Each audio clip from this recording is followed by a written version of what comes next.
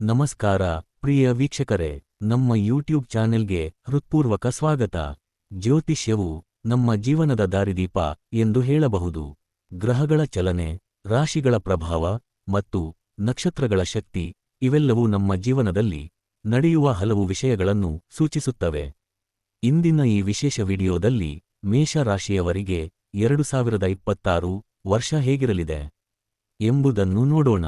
ಈ ವರ್ಷ ನಿಮ್ಮ ಜೀವನದಲ್ಲಿ ಯಾವ ಪ್ರಮುಖ ಬದಲಾವಣೆಗಳು ಆಗಬಹುದು?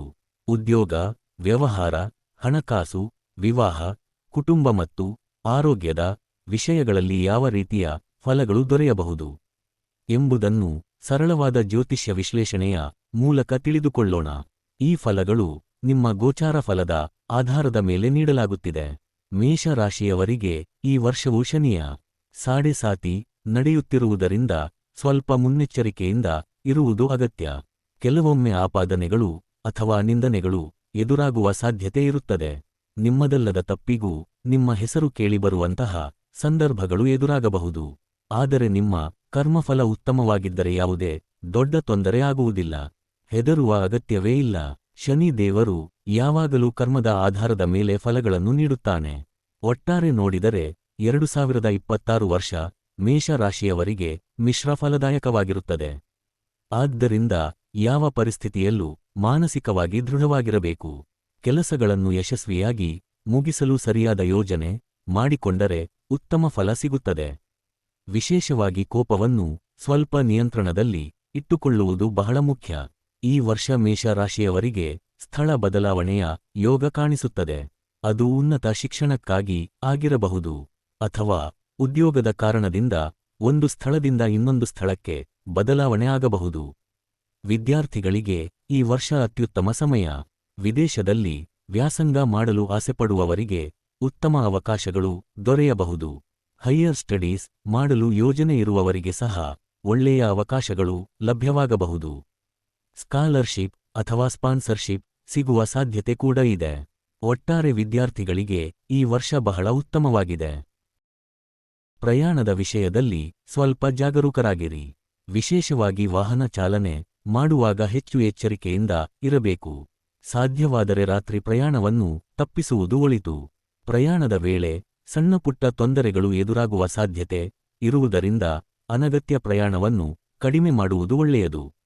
ರೈತಾಪಿ ವರ್ಗದವರಿಗೆ ಕೂಡ ಈ ವರ್ಷ ಒಳ್ಳೆಯದಾಗಿರುತ್ತದೆ. ಮದುವೆಯಾಗಬೇಕು ಎಂದು ಯೋಚಿಸುತ್ತಿರುವವರಿಗೆ ಈ ವರ್ಷ ಮದುವೆಯ ಯೋಗ ಕಾಣಿಸುತ್ತದೆ. ಕಂಕಣ ಭಾಗ್ಯ ಕೂಡಿ ಬರುವ ಸಾಧ್ಯತೆ ಇದೆ. ಆದರೆ ಪಾಲುದಾರಿಕೆ ವಿಷಯಗಳಲ್ಲಿ ಸ್ವಲ್ಪ ಎಚ್ಚರಿಕೆಯಿಂದ ಇರಬೇಕು.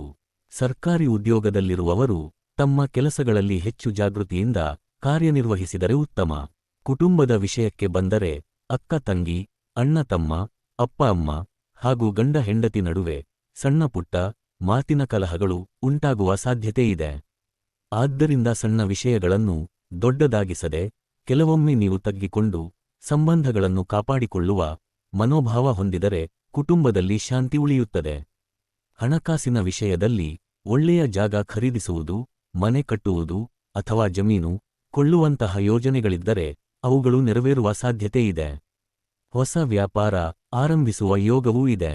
ನೀವು ಯೋಚಿಸಿರುವ ಕೆಲಸಗಳಲ್ಲಿ ಯಶಸ್ಸು ದೊರೆಯುವ ಸಾಧ್ಯತೆ ಇದೆ. ಆರೋಗ್ಯದ ವಿಷಯದಲ್ಲಿ ಕೆಲವೊಮ್ಮೆ ನಿದ್ದೆ ಕಡಿಮೆಯಾಗುವ ಸಾಧ್ಯತೆ ಇದೆ. ಅದು ಹೆಚ್ಚಾಗಿ ಪ್ರಯಾಣ ಅಥವಾ ಕೆಲಸದ ಒತ್ತಡದಿಂದ ಆಗಬಹುದು. ಜೊತೆಗೆ ಜಾಯಿಂಟ್ಗಳು ಮತ್ತು ಮೂಳೆಗಳಿಗೆ ಸಂಬಂಧಿಸಿದ ಆರೋಗ್ಯದ ಕಡೆ ಸ್ವಲ್ಪ ಜಾಗರೂಕರಾಗಿರುವುದು ಉತ್ತಮ. ಈ ಎಲ್ಲ ಸಮಸ್ಯೆಗಳಿಗೆ ಪರಿಹಾರವಾಗಿ ಮಂಗಳವಾರದಂದು ಸುಬ್ರಹ್ಮಣ್ಯ ದೇವಸ್ಥಾನಕ್ಕೆ ಭೇಟಿ ನೀಡಿ ಕೆಂಪು ಹೂವನ್ನು ಅರ್ಪಿಸಿ ಪ್ರಾರ್ಥನೆ ಮಾಡಿದರೆ ಉತ್ತಮ ಫಲ ದೊರೆಯುತ್ತದೆ.